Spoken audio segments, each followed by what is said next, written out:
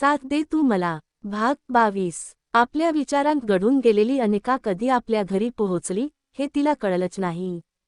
नेहमीप्रमाणे ऋत्विक स्वतः कारमधून बाहेर येऊन अनिकाला बाहेर काढतो आणि तिचा हात पकडून आदराने तिला खोलीपर्यंत नेतो. थोड्या वेळात दोघे फ्रेश होतात. आज दोघांनी डिनर केलं होतं म्हणून आपापली नाईट ड्रेस घालून झोपायला जातात. पण अनिका त्या क्षणीही आपल्या विचारांत हरवलेली असते. हे कदाचित ऋत्विकच्या लक्षात आलं होतं. बेडवर झोपल्यावर ऋत्विक अनिकाला आपल्या छातीशी घेत तिचे केस कुरवाळत विचारतो, बेबी काय झालं? काही प्रॉब्लेम आहे का? मी बघतोय डिनरपासून तू खूप हरवलेली वाटतेस. काही प्रॉब्लेम आहे का? ऋत्विकच्या बोलण्याने अनिकाचा विचारांचा प्रवाह थांबतो.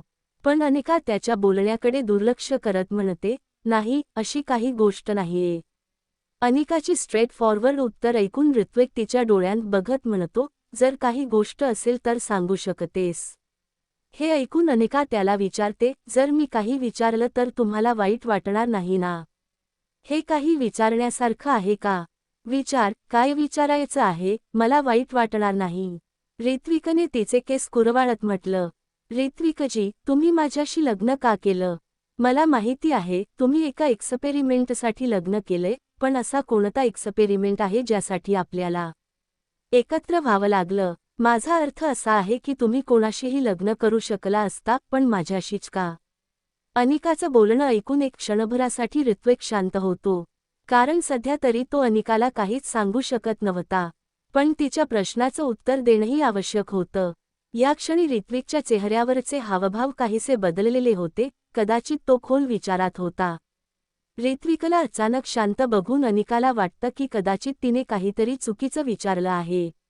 अनिका विषय बदलत म्हणते, जर तुम्हाला सांगायचं नसेल तर काही हरकत नाही. तसंही त्याने काही फरक पडत नाही कारण तो तुमचा वैयक्तिक प्रश्न आहे.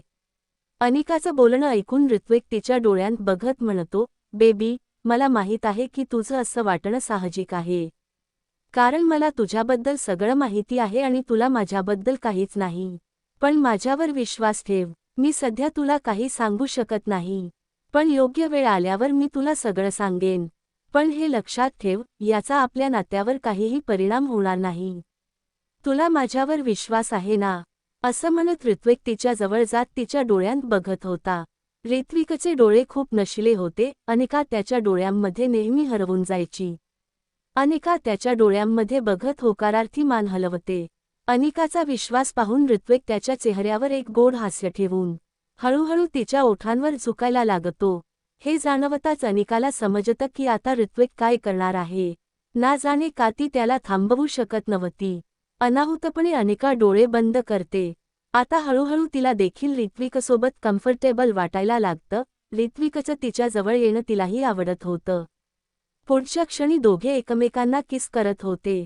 ऋत्विक तिच्या खालच्या ओठाला त्याच्या ओठांत पकडून सक करत होता, ज्यामुळे अनिका देखील डोळे बंद करून ऋत्विकच्या केसांत हात फिरवायला लागली होती. ऋत्विक तिच्या ओठांवर किस करत हळूच स्मूच करत होता, हळूहळू बाईट करत होता, ज्यामुळे अनिका सुद्धा भरत होती.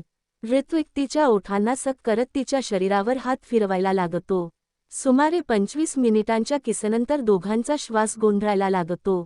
ऋत्विक तिचे ओठ सोडून तिच्या गळ्यावर आणि क्लिवेजवर किस करत होता.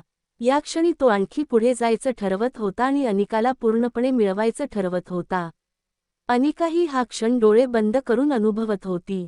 पण अचानक तिच्या डोळ्यांसमोर पूर्वासोबत फोन कॉलवर झालेली चर्चा येते. तिच्या कानांत हीच गोष्ट घुमायला लागते की पूर्वा ऋत्विकची मंगेतर आहे. ना जाणे का, ही गोष्ट अनिकाला आतून पोखरत होती. ऋत्विक तिच्या गळ्यावर किस करत तिला बाईट करत होता. आहे हे अनिकाच्या हाना ऐकत ऋत्विक या क्षणी खूपच एक्साइट झाला होता आणि त्याला आपल्या आत हॉनेस जाणवत होती. अनिकाही आह भरत होती, सुस्कारे घेत होती, जे ऋत्विकला आणखी एक्साइट करत होते. पण या क्षणी अनिकाचं मन कदाचित हे सर्व करण्याचं नव्हतं. कारण ऋत्विक जितका तिच्या जवळ येत होता, तिला स्वतःला त्याच्या आकर्षणापासून थांबवता येत नव्हतं. पण सध्या तरी ती थोडी स्पेस हवी होती. पण या क्षणी ऋत्विकला थांबवायचं तर थांबवायचं कसं? आणि पूर्वाच्या बोलण्याने तिच्या मनावर एक वेगळीच जखम बसली होती. ती एक दीर्घ सुस्कारा घेत ऋत्विककडे बघत म्हणते, ऋत्विकजी, प्लीज. ऋत्विकने आपले शर्टचे बटन उघडले होते आणि तो अनिकाच्या नेकलाईनवर किस करत होता. त्याच्या कानात अनिकाचे शब्द पडतात. तो तिला किस करत म्हणतो, आह, काय झालं बेबी, बोल ना. ऋत्विकचा स्पर्श अनिकालाही एक्साइट करत होता, पण ती स्वतःला कसंबसं कंट्रोल करत म्हणते, ऋत्विकजी, आपण आज राहू देऊ शकतो का? हे ऐकताच ऋत्विक आपलं डोक वर उचलून अनिकाच्या डोळ्यांकडे पाहत विचारतो, काय झालं? काही प्रॉब्लेम आहे का? तुझी तब्येत ठीक आहे का? तब्येत ठीक आहे, पण थोडं मन अस्वस्थ आहे. काही विचार करून अनिका ऋत्विकला म्हणते, पण जर तुम्हाला वाटत असेल तर काही हरकत नाही. तुम्ही करू शकता. अनिका हे बोलली कारण तिला कुठेतरी वाटलं की आता ऋत्विकचा तिच्यावर हक्क आहे आणि जर ऋत्विकला काही करायचं असेल तर ती त्याला थांबवू शकत नाही. ऋत्विकला हे समजत नव्हतं की आज अनिका असं का बोलत आहे. या क्षणी तो स्वतःला खूप कठीणतेने काबूत ठेवत होता. मागील 3 दिवसांपासून तो अनिकासोबत इंटिमेट झाला नव्हता, पण तिच्या जवळ जाताच त्याचे हार्मोन्स सक्रिय होऊ लागले होते. त्याचा ताण कमी करण्यासाठी त्याला याची गरज होती. पण तरीही एक चांगला नवरा म्हणून तो तिच्या भावना आदराने स्वीकारतो आणि हळूच अनिकापासून दूर होतो. ठीक आहे, जर तुझं मन नाहीये तर राहू दे, असं म्हणत ऋत्विक एक क्षणही न गमावता बाथरूममध्ये जातो. अनिका बघतच राहते की ऋत्विकने तिच्यावर बिलकुलही जबरदस्ती केली नाही आणि कुठलाही प्रश्नही विचारला नाही. पण सध्या अनिका त्याला थांबवू शकत नव्हती कारण तीही भावनिकदृष्ट्या थोडी डिस्टर्ब होती. तर दुसरीकडे ऋत्विकची स्थितीही काही जास्त चांगली नव्हती. अनिकाच्या इतक्याजवळ येऊनही त्याला स्वतःला काबूत ठेवता आलं नाही आणि त्याने लगेचच थंड पाण्याच्या शॉवरखाली उभे राहून स्वतःला शांत करण्याचा प्रयत्न केला. ऋत्विकची शारीरिक अवस्था त्याला खूप त्रास देत होती. ऋत्विक इतर कुठल्याही मुलीसोबत इंटिमेट होऊ शकत नव्हता आणि अनिकाच्या जवळ राहून त्याला स्वतःला थांबवता येत नव्हतं. याचं उत्तर त्याच्याकडेही नव्हतं की असं का होतंय. ऋत्विक शॉवरच्या थंड पाण्याला आपल्या चेहऱ्यावर अनुभवत होता. सुमारे अर्धा तास झाला तरी ऋत्विक बाथरूममधून बाहेर आला नव्हता. हे पाहून अनिका अस्वस्थ झाली. सुमारे 1 तास बाथरूममध्ये घालवल्यानंतर ऋत्विक बाहेर येतो आणि कपाटातून कपडे बदलून घालतो. पण सध्या त्याच्या चेहऱ्याकडे पाहूनच कळत होतं की तो अजून नॉर्मल झालेला नाही. ऋत्विक कपडे बदलून अनिकाला काहीही न सांगता बाल्कनीकडे जातो आणि सिगारेट पेटवून पीत बसतो. बाल्कनीमधून येणारा गारवा त्याच्या चेहऱ्यावर आणि शरीरावर जाणवत होता. अनिका बेडवर होऊन ऋत्विकची स्थिती बघत होती. या क्षणी तिला ऋत्विकसाठी वाईट वाटत होतं. कदाचित तिला ऋत्विकला थांबवायला नको होतं. सुमारे 10 मिनिटांनंतर अनिका स्वतःला काबूत ठेवू शकली नाही आणि ऋत्विकजवळ गेली. ती मागून ऋत्विकला आवाज देत विचारते, तुम्ही ठीक आहात ना? सॉरी, कदाचित मला असं करायला नको होतं. अनिकाचं बोलणं ऐकून ऋत्विक तिच्याकडे बघत म्हणतो, इट्स ओके बेबी, मन नाहीये तर नाहीये. तू अशा छोट्या छोट्या गोष्टींवरून टेन्शन घेऊ नको. आणि मी सांगितलं ना, तुला पुन्हा पुन्हा सॉरी म्हणायची गरज नाहीये. तू एक मुलगी आहेस. तुला तुझी पसंती आणि नापसंती व्यक्त करण्याचा पूर्ण हक्क आहे. आयुष्यात एक गोष्ट लक्षात ठेव, जोपर्यंत तू नाही म्हणशील तोपर्यंत कोणीही तुझ्याजवळ येऊ शकत नाही, मग तो तुझा नवरा का असेना. तुझ्या सेल्फ रिस्पेक्टशी कधीही तडजोड करू नको, कारण जोपर्यंत तू तुझा आदर करत नाही तोपर्यंत कोणीही तुझा आदर करणार नाही. जर तुझी मर्जी नाहीये तर त्याचा अर्थ नाही आणि कोणीही तुला त्यासाठी जबरदस्ती करू शकत नाही, मग तो मीच का असेना. ऋत्विकच्या एवढ्या खोल विचारांनी अनिका त्याच्या चेहऱ्याकडे बघतच राहते.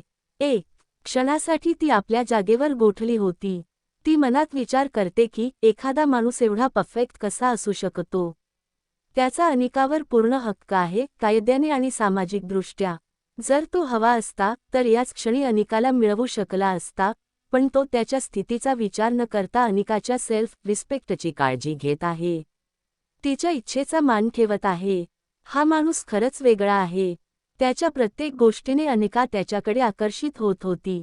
त्याचं बोलणं ऐकून अनिकाच्या चेहऱ्यावर चमक येते. हा माणूस खरंच तिचा खूप आदर करतो, जसा प्रत्येक स्त्रीला तिच्या पतीत हवा असतो.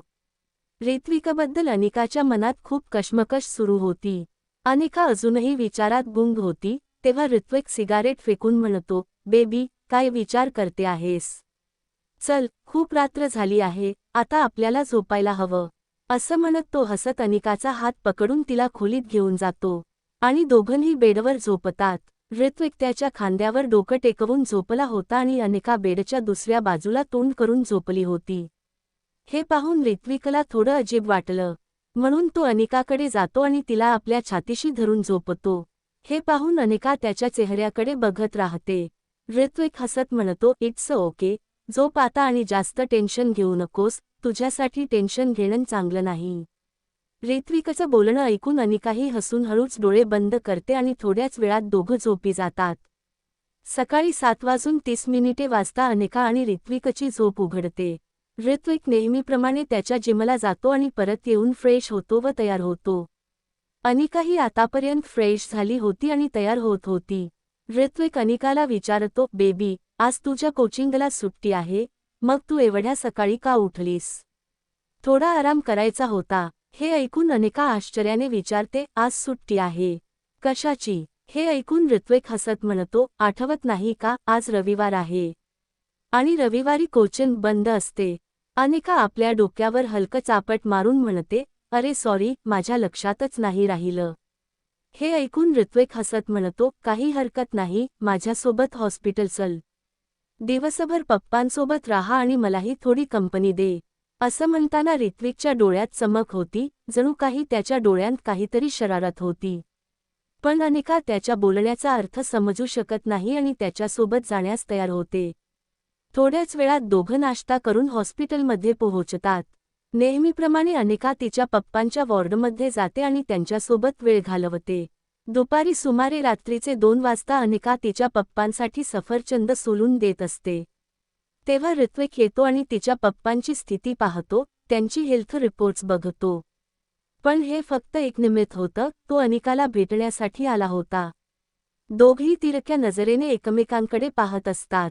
ऋत्विक अजूनही मिस्टर तिवारींची रिपोर्ट्स तपासत असतो, तेव्हा मागून ऋत्विकला असिस्ट करण्यासाठी पूर्वा येते. आणि पूर्वाला समोर पाहून अनिकाच्या चेहऱ्याचा रंग उडतो, जे कदाचित ऋत्विकने लक्षात घेतलं होतं. अनिका एक नजर ऋत्विककडे पाहते आणि एक नजर पूर्वाकडे. या क्षणी अनिकाला वाईट वाटत होतं, कदाचित म्हणूनच ती सफरचंदाची प्लेट आणि चाकू घेऊन वॉशरूममध्ये धुवायच्या बहाण्याने जाते. ऋत्विक तिच्या चेहऱ्यावरील भाव बघत होता. ऋत्विकचा IQ 350 पेक्षा जास्त होतं. तो लोकांना खूप बारकाईने ओळखतो. तो असाच एक न्यूरो सर्जन बनलेला नाही. To be continued. व्हिडिओ आवडला असेल तर लाईक करा, शेअर करा आणि चॅनलला सबस्क्राईब करून बाजूची घंटी नक्की दाबा. धन्यवाद.